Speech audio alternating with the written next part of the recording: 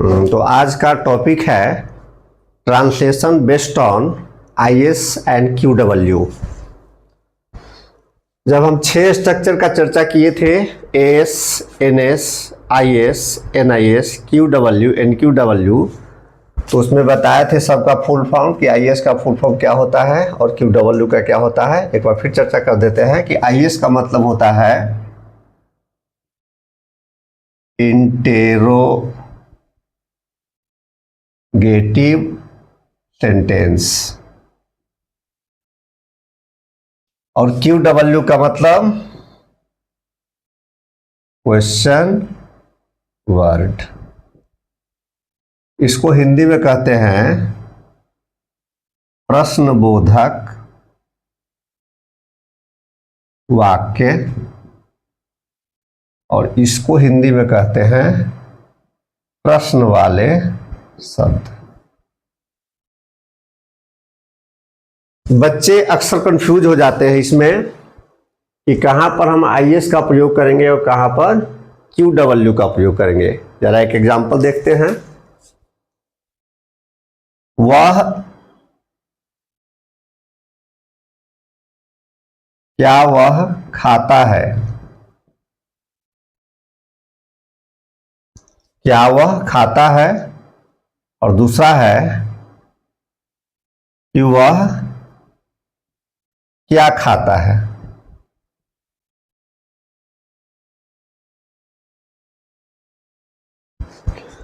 पहले वाक्य को पढ़ने से पता चलता है कि सामने वाला कंफर्म होना चाहता है कि क्या वह खाता है कि नहीं खाता है, कि वो दूसरा काम करता है। और दूसरे वाक्य से पता चलता है वह क्या खाता है, यानी कौन सा खाना का कौन सा आइटम खा रहा है या कौन सा आइटम खाता है। तो इस वाक्य में पहले वाक्य में क्या शुरू में लगा हुआ है और दूसरे वाक्य में क्या जो है बीच में लगा हुआ है। तो इसका ट्रांसलेशन होगा डज ही ईट, और बाद वाले का होगा व्हाट डज ही ईट।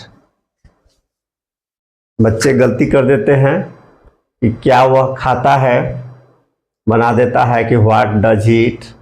अगर शुरू में क्या रहेगा तो वह इंट्रोगेटिव सेंटेंस होगा और डिपेंड करता है कि ये लास्ट वाला जो है ता है, इससे हमको पता करना है कि यह वाक्य जो है सिंपल प्रेजेंट टेंस में है या प्रेजेंट कंटिन्यूअस में है, प्रेजेंट परफेक्ट में है या प्रेजेंट परफेक्ट कंटिन्यूअस में है। तो इसी से हमको पकड़ में आएगा कि हम जानते हैं कि जिस हिंदी मुख्य क्रिया के अंत में ता हूँ, ती हूँ, ता है, ती है, ते हो लगा रहता है तो वाक्य सिंपल प्रेजेंट टेंस यानी प्रेजेंट इंडेफिनिट टेंस में होता है। अगर यही रहता कि क्या वह खा रहा है तो डज के जगह पर क्या हो जाता इज, और ईट के जगह पर क्या हो जाता ईटिंग। यानी क्या वह खा रहा है, इज ही ईटिंग। वह क्या खा रहा है, व्हाट इज ही ईटिंग। उसी तरह से प्रेजेंट परफेक्ट में होगा क्या वह खा चुका है, हैज ही ईटेन। वह क्या खा चुका है, व्हाट हैज ही। ये डज के जगह पर कभी इज होगा, कभी हैज होगा, कभी डिड होगा, वो परिस्थिति के अनुसार बदलते चला जाएगा। तो इस तरह का कोई भी अगर ट्रांसलेशन हो तो कोई कंफ्यूजन नहीं होना चाहिए। और एक चीज हमेशा याद रखना है कि क्वेश्चन वर्ड हमेशा वाक्य के बीच में आता है, शुरू में नहीं आता है। ये बहुत ही मार्केबल चीज है। इसको हम लिख देते हैं क्वेश्चन वर्ड को।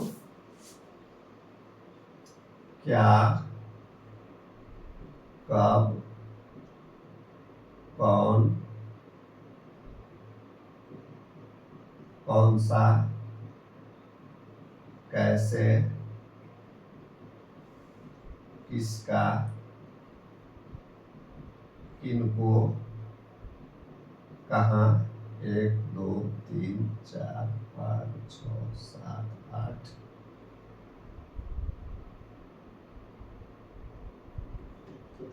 9।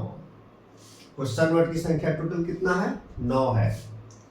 1 2 3 4 5 6 7 8 9। वाई मीन्स क्यों, वाट मीन्स क्या, पेन मीन्स कब, हु मीन्स कौन, व्हिच मीन्स कौन सा, हाउ मीन्स कैसे, हुज मीन्स किसका, होम मीन्स किनको, वेयर मीन्स कहाँ।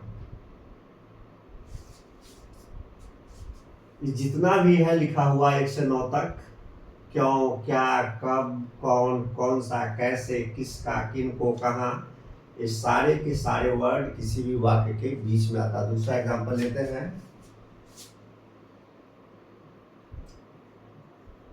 सीमा कहाँ जा रही है। अब वाक्य को बहुत बारीकी से पकड़ना है। सबसे पहले तो हमको ये जानना होगा कि ये जो वाक्य है सीमा कहाँ जा रही है, कौन टेंस का है। रही है, प्रेजेंट कंटिन्यूअस टेंस का पहचान है कि जिस हिंदी मुख्य क्रिया के अंत में रहा हूँ, रही हूँ, रहा है, रही है, रहे हो लगा रहे तो समझना चाहिए कि वाक्य प्रेजेंट कंटिन्यूअस टेंस में है। तो सबसे पहले इसमें कहाँ शब्द जो आया है यह बीच में आया है। मैंने पहले ही चर्चा कर दिया कि जितने भी क्वेश्चन वर्ड है वो हमेशा किसी न किसी वाक्य के बीच में रहता है, शुरू में नहीं रहता। सीमा कहाँ जा रही है, तो कहाँ का अंग्रेजी हमको सबसे पहले लिखना है वेयर।